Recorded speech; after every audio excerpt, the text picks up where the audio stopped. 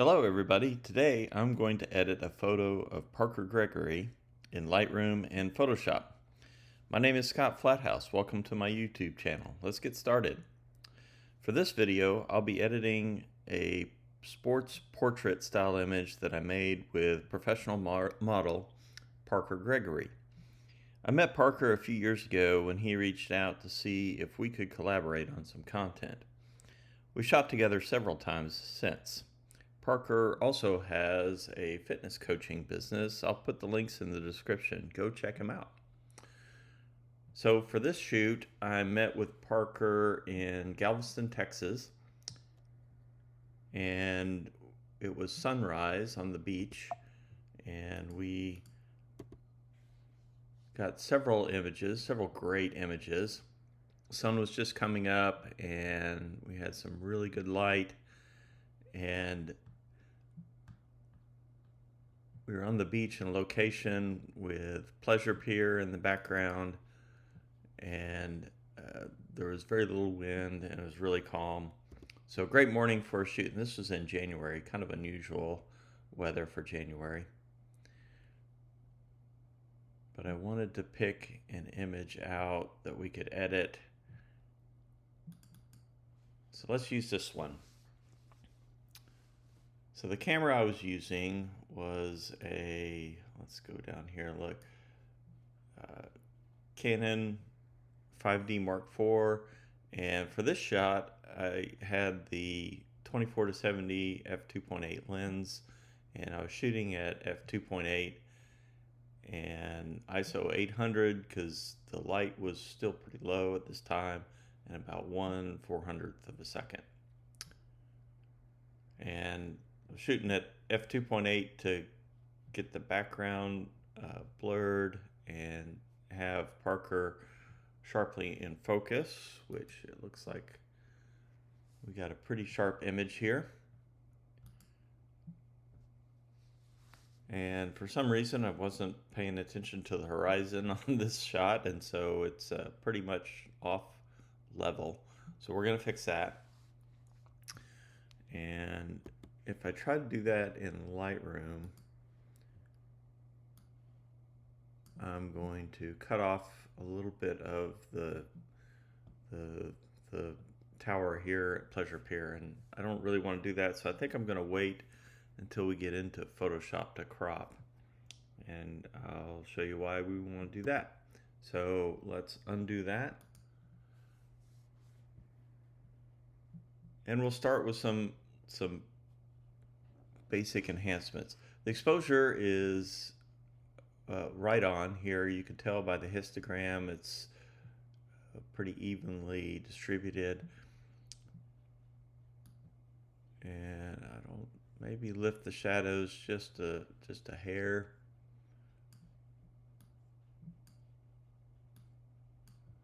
I'd like to see a little bit of a boost in contrast.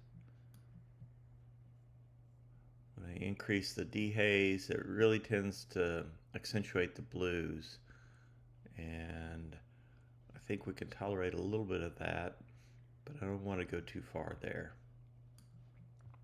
So there's not really too much that I want to do with the exposure adjustments.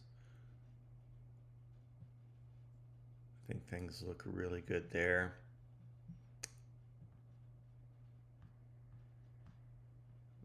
Go back here and enable the profile corrections. Lightroom seems to think that needs to make it brighter with that lens.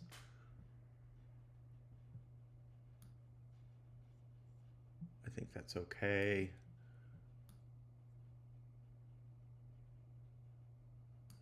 So that is looking pretty good.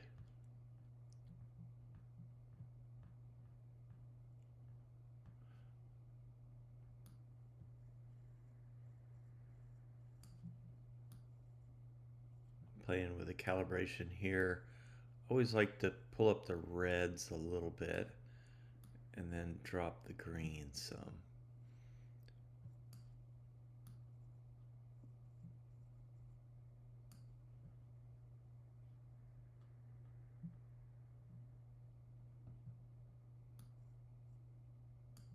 All right, so that looks okay. Let's see. So there's the before and the after. I might even warm up the temperature just a little bit. There we go.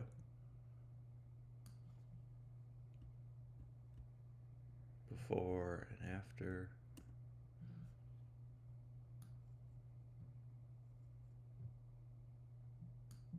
Okay, so really haven't done too much there, but let's bring it into Photoshop.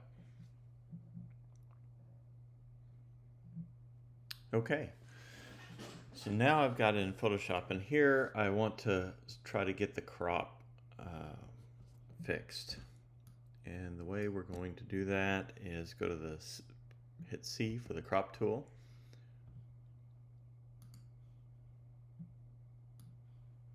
And we're going to use the straighten.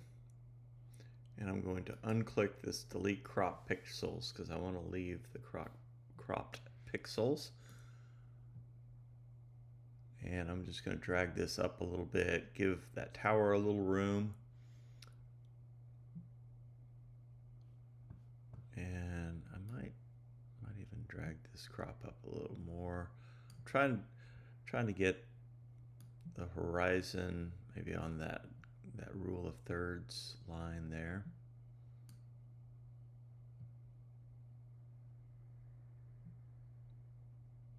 Okay, let's see how that looks. And now we're left with this blank space here, and we are going to fix that with content aware fill. And the way we do that is we'll select this area. We'll go edit, content aware fill, and then Photoshop will pick an area that it thinks is similar and that it wants to fill that space with. So when I selected it, I overlapped by a few pixels, and it looks like from the preview panel that this is going to do an excellent job. Content aware fill does a really good job with skies generally. Sometimes you have to help the mask out and exclude some of the things, but it doesn't look like it picked up any of those elements and what it wants to replace. So let's hit OK, and then I'll hit deselect, and now we have that area filled in. Okay, and then I'm just going to stamp visible, and now I just have this all on one layer. And I could go down and delete this area that Photoshop filled that blank space in. Okay.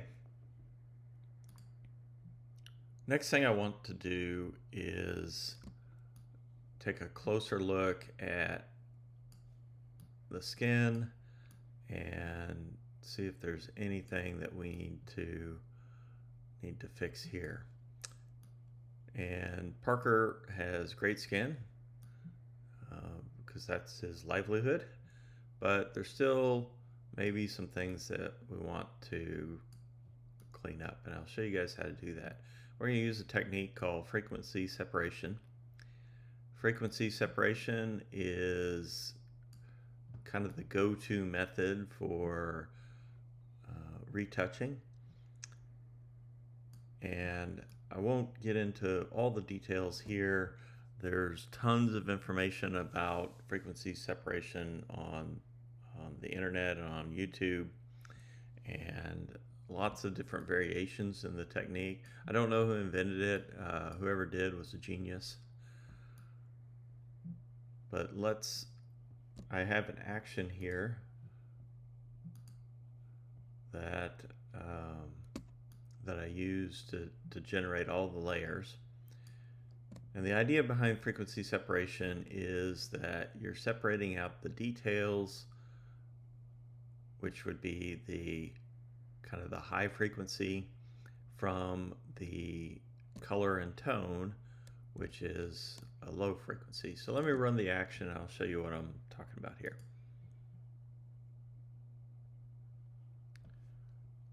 So part of the action is a filter that blurs the image, and we want to blur to the point where we don't have any details. And so start the blur at kind of a low level, and I think a radius of 5 is too low.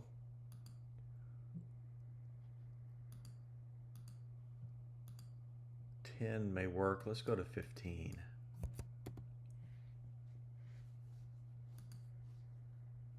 I think I like 15 better. So what we're looking for is no skin pores and really just kind of an even distribution of tone and color. And I think this looks pretty good. So we'll hit OK. All right, and now it's brought it back. So let's look at the layers that it generated. So this is kind of a helper layer. I'll turn that off. If we only look at the texture, so there's no color here, and this is just all the texture in the image. So as I zoom in and out, you can just see the details.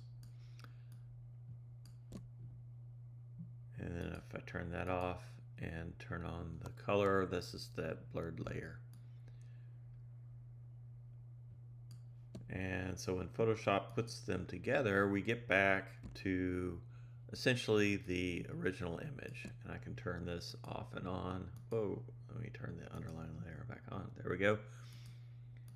And you should see no difference. Okay.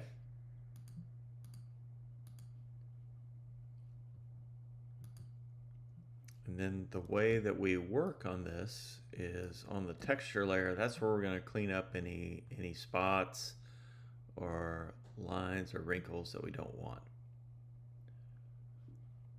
And let me close that out.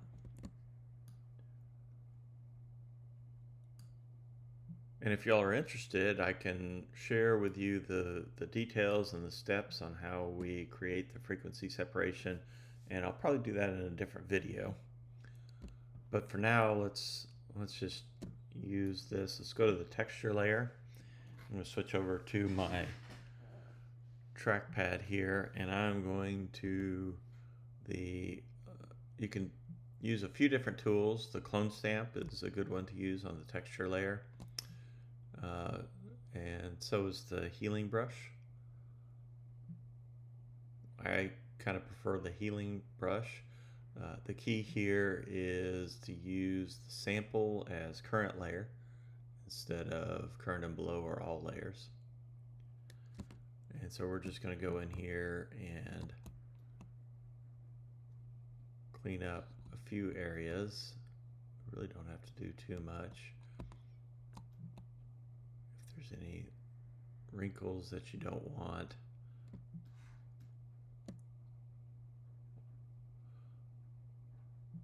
use it to clean up moles, or kind of the jury's out on, if depends on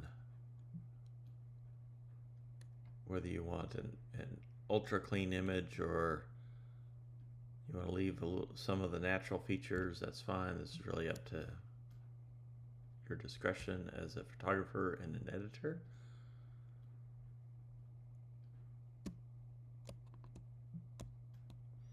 And what I'm doing here is I'm holding down the Option key, and that'll select my source point, and then I'm painting over where I want it to be replaced. So we can go down through here, and there's a few wrinkles maybe that you want to get rid of.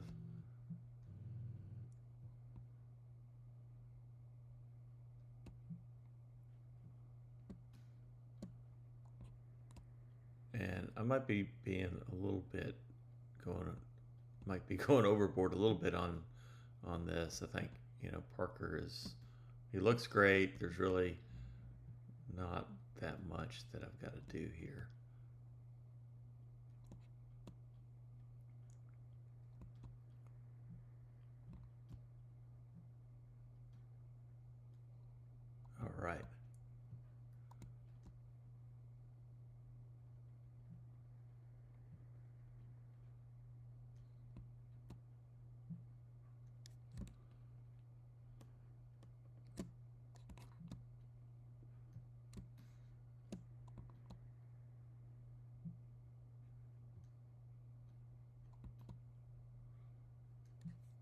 So all this is doing is just replacing those texture areas.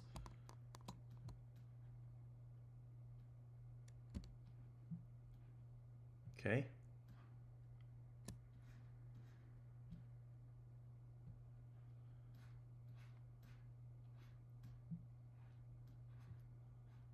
Just go down through here.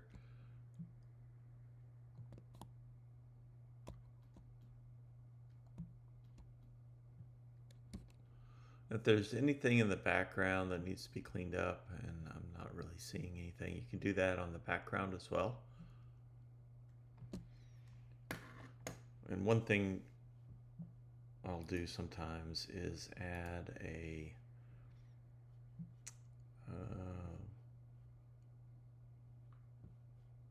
curves layer, and we'll just really create like a super high contrast.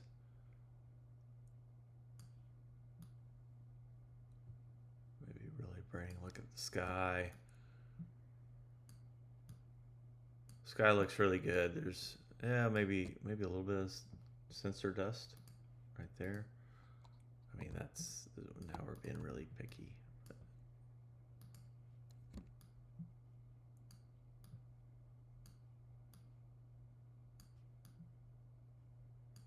Okay, let's turn that curves layer back off.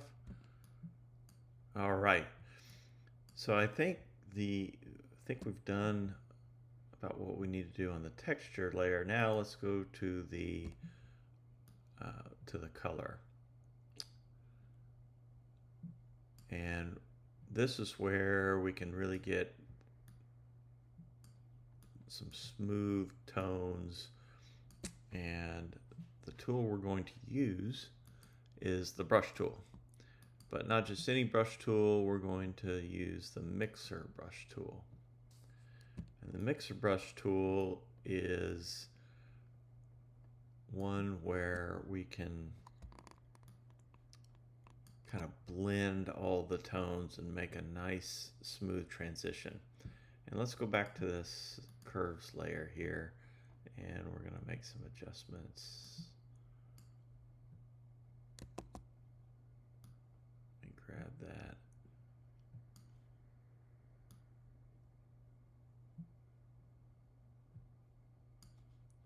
All I'm trying to do here, and of course this is just temporary, but any place that you see kind of a harsh transition, we want to smooth that out. And so let's jump back to the median color blur layer, and I am going to take my brush. We've got a nice soft mixer brush. I'm going to hit Option to load up the brush, and we're just going to kind of smooth this area out a little bit.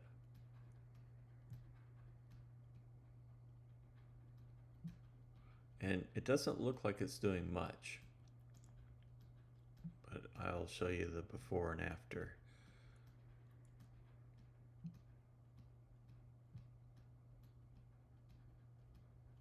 And we're just going to go through.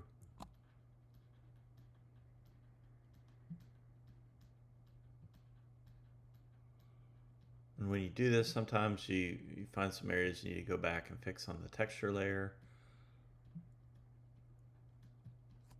Okay, so now that we've done that, let's turn that on and off.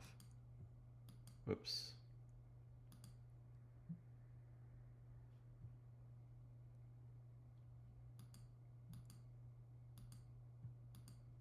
So yeah, that kind of just smoothed everything out. You can get carried away with this and tend to flatten out the image, and we'll fix that some with dodge and burn in the next step.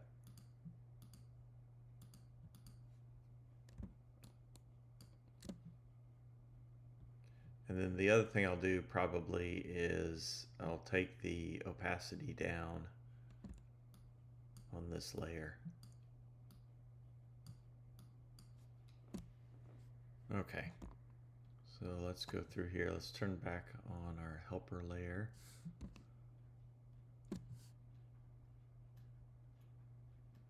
So any of these transitions between light and dark,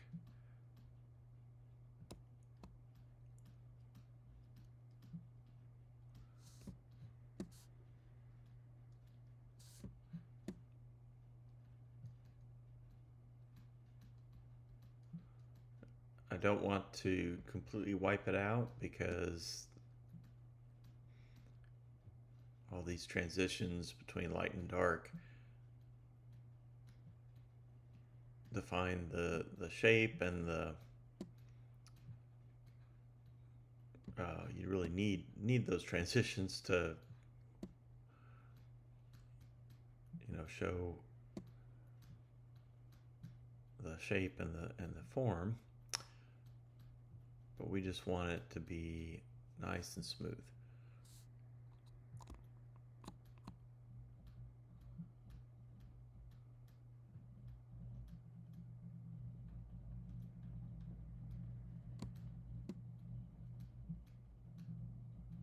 All right.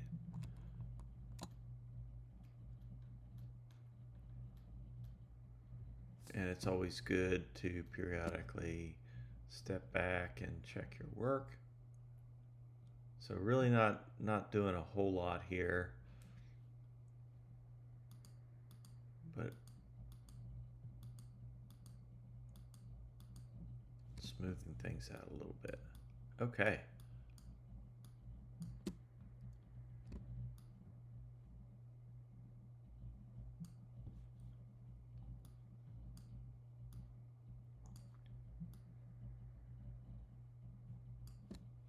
And then, like I said, I'll probably take this layer and just dial it back, maybe go to about 80% or so. I want this to be subtle. Okay. I think we're good there on the dodge and burn.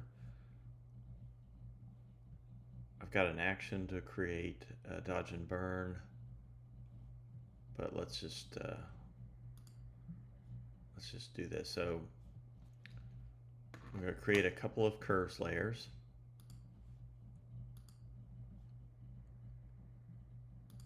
And we'll call one dodge and one burn. And the dodge layer, and let's put the dodge layer on top. We're going to bring up. And we'll turn it off. And the burn layer will bring down. And the way to remember the difference between dodge and burn, when you think about burn, when you burn something, it turns black. And so that means darker, and then dodge lightens it. So we'll group those together. And again, there's lots of different ways to dodge and burn. We are going to keep it simple, and I'm going to invert these masks so that the masks are covered. So we're going to only uncover the areas where we want this layer to be applied. And the way we're going to do that is we're going to go back here to the brush tool, go to the regular brush, and we're going to make sure we pick a nice, soft, round brush.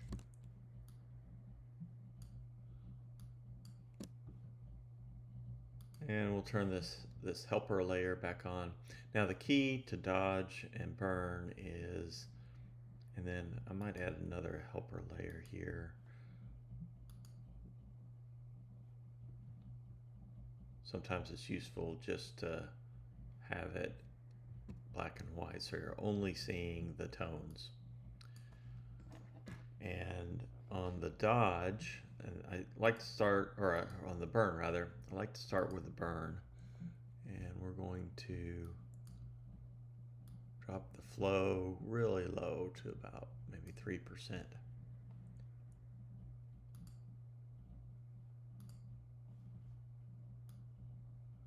put the spacing out to about 25%. Okay.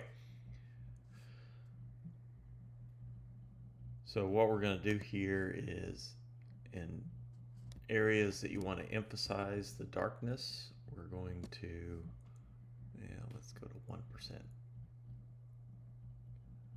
We're just going to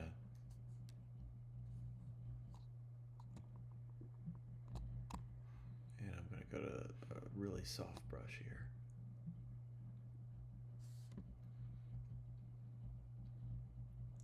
So we're just going to use this to emphasize the areas where we want it to be darker.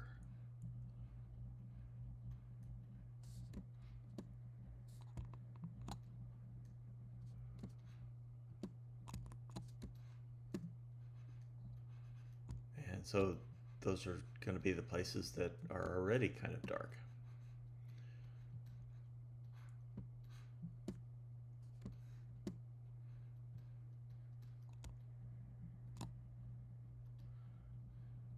And I'm going to do this kind of quickly. Get a little carried away with this, and it can get rather tedious.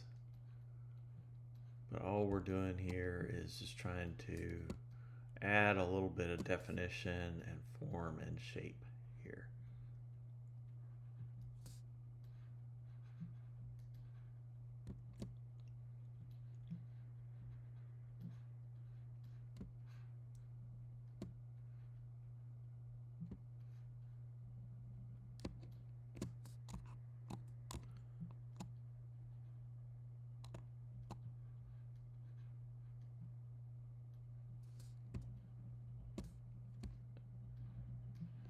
Then again, it's also good to turn this on and off.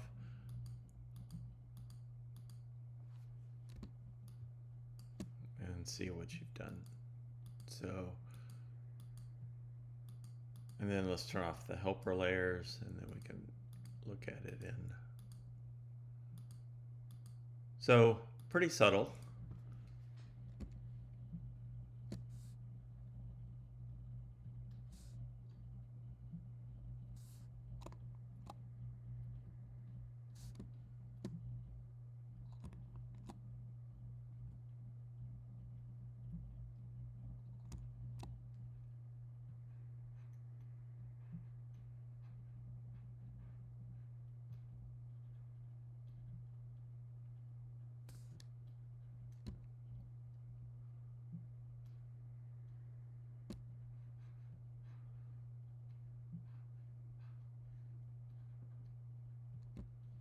All right, and now let's move over to the dodge.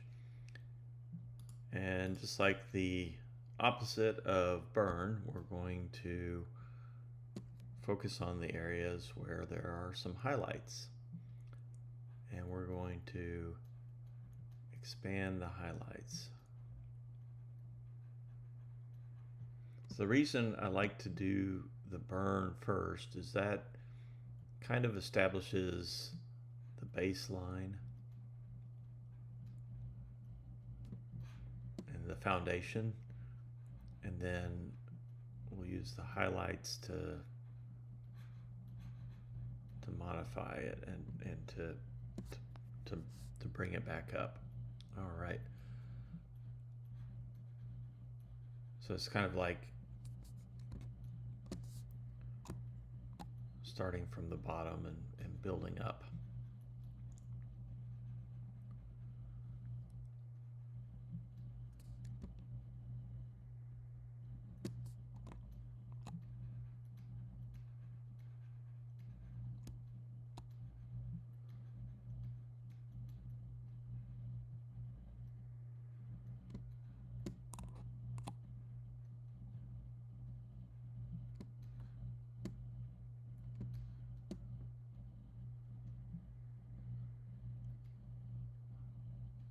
Just like to bring out the eyes.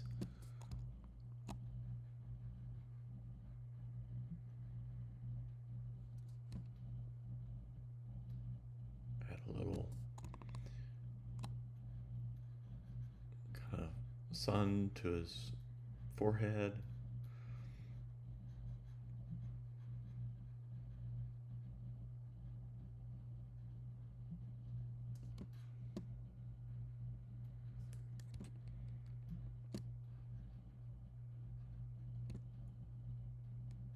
All right, we can also emphasize some of the highlights in the hair.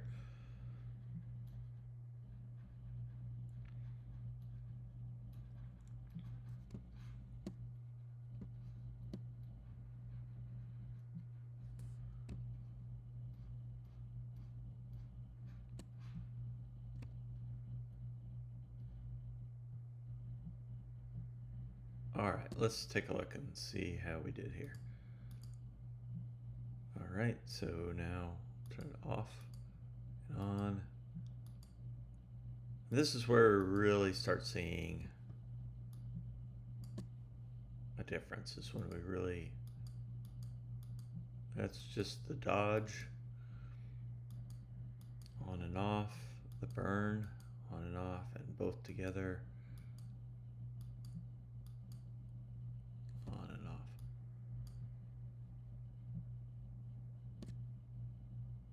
All right. Now we're going to do a little bit of color. And again, I'll go to my favorite color modification layer, the selective color. And we'll start with the reds. And we'll pull the cyans out of the reds and add a little warmth to the reds. So even though I think this was January and Parker is kind of tan already, we're going to give him more of a tan. And I think what I'm going to do is we're going to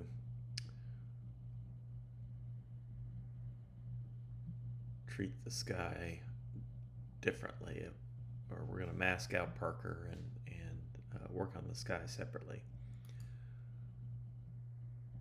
But let's look at the yellows.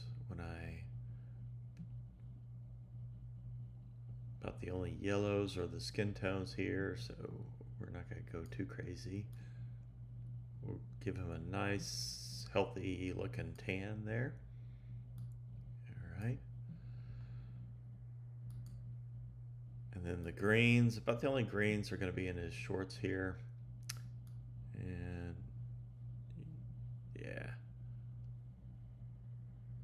really boost up the greens. So if this was a product shot, then we really want to make sure that those shorts stand out.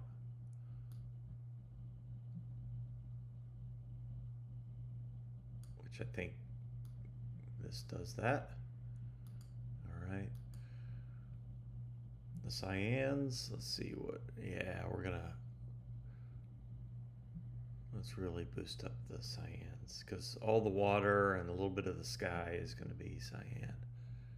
And that'll be a nice contrast against the skin tones, orange, yellow, and red skin tones. Okay, and same thing with the blues. There's a lot of blue in his shorts and in the water. Let's see, do we want the blues to be more cyan? No, I don't think so.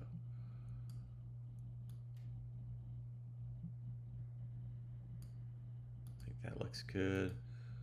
Magenta, is there any magenta in here? No, I don't see any. No. Then on the whites, I'll pull a little bit of the black out of the whites. And then the blacks, we'll add a little bit of matte effect by dropping the blacks about 3 or 4%.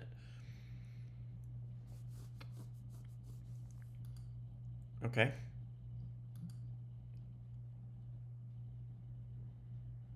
And then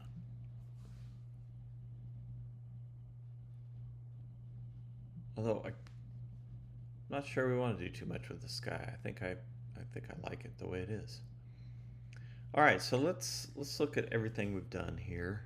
So I'm going to turn all the layers off and back on. So we have a good image, but it's a little bit flat, and we've really cleaned up the skin, added some dodge and burn to emphasize the shapes, and added a little bit of color correction. And so now I think we've got close to what a finished image looked like. So what I might do from here is crop it into a square, and this would be something that I would post on Instagram. All right, everybody, thanks for watching. And if you like what you see, then be sure to hit the like button and subscribe. And also leave a comment and let me know what you'd like to see in the future. Thanks again.